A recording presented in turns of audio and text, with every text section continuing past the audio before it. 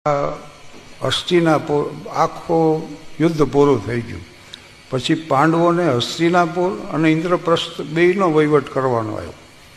એટલે આ વ્યવસ્થા પૂરતા કૃષ્ણ અહીંયા રોકાણા મહાલયમાં. અને પછી બધું બરાબર ગોઠવાઈ ગયું. ત્યારે એમણે કીધું યુધિષ્ઠિરને કે હવે હું દ્વારિકા પ્રસ્થાન કરું.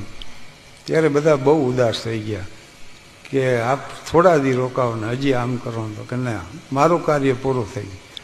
ત્યારે યુધિષ્ઠિરે એક પ્રશ્ન કર્યો કે તો પછી એટલું કહેતા જાઓ, આપે ઘણીવાર કીધું કળિયુગ આવશે, કળિયુગ આવશે. તો કળિયુગ આવશે એને કઈ રીતે લોકો ઓળખશે? એટલે કૃષ્ણએ યુધિષ્ઠિરને કીધું તમે ઉત્તર દિશામાં જાઓ, અર્જુનને કે તું પૂર્વ દિશામાં જા, ભીમને કે પશ્ચિમ દિશામાં જા, સહદેવ નકુળ દ્રૌપદીને દક્ષિણ દિશામાં મોકલ્યા.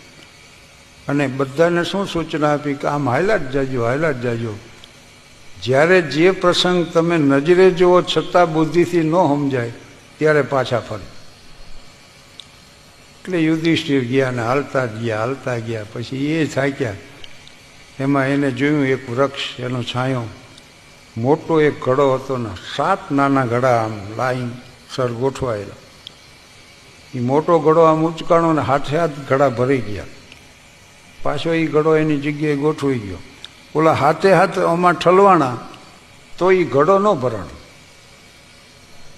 યુધિષ્ઠિરને બહુ નવાઈ લાગી કે આમ કેમ, આમાંથી જ હાથે હાથ ભરાણ ને એ પાછા ઠલવાણા ના ન ભરાણ. એટલે એ પહેલાં આવ્યા.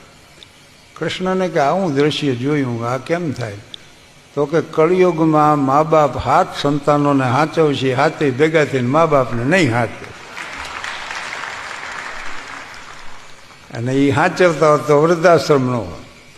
વૃદ્ધાશ્રમમાં જઈને તપાસ કરજો, એ શ્રીમંત વર્ગના મા બાપ હોય છે, સાવ નીચલા થરના નથી હોતા. અહીંયા શ્રમજીવીને જે આપણે ગણી છે ને પછાત ઈવડાઈના નથી મા બાપ, એ તો હાચવે છે, આવડા જ મૂક્યા હોય.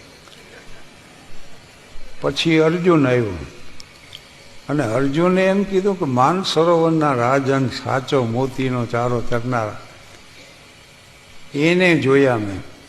અને એ નદી કિનારે સાચા મોતી હતાય ખરા, છતાંય એ મૂકી અને દેડકા ને માછલા ને એવો વૃક્ષ મંડ્યા કરવા જીવજંતુનો. તો આવું કેમ થયું?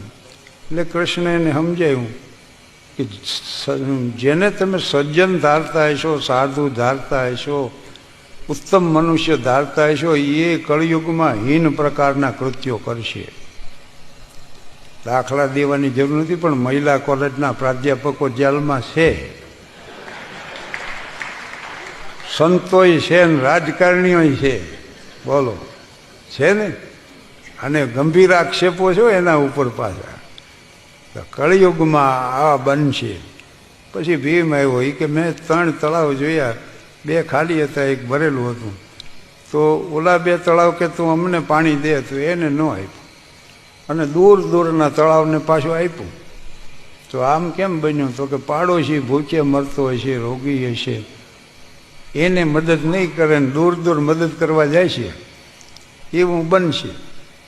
ઇથોપિયામાં ભૂખમરો છે, આપણી ફરજ છે અહીંયા મદદ કરવી, પણ પહેલાં પાડોશીને જોવું એ ફરજ છે ભાઈ. પણ આ બધાનું 3નું પત્યું. ત્યાં સહદેવ નકુળ ને દ્રૌપદી તો પડતા આખડતા એવા, એટલા બધા ગભરાઈ ગયેલા. કૃષ્ણ કે શું થયું? કે અમે જ્યાં ગયા અહીંયા ભૂકંપ થયો, મોટી મોટી શિલાઓ ખાબકી.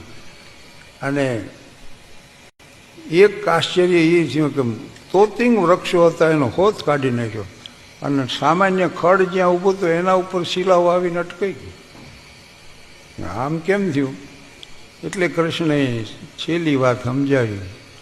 મારા આ પ્રવચનની છેલ્લી વાત કે જ્યાં સદવિચાર હશે, સદાચાર હશે ને સત્કર્મ હશે, એના આધારે સમાજ ટકશે. જ્યાં જ્યાં આ પ્રવૃત્તિ થતી હશે ને એના આધારે આ ટકશે, સમાજ ટકી રહેશે. બાકી બીજો એનો કોઈ વિકલ્પ નથી આમાં.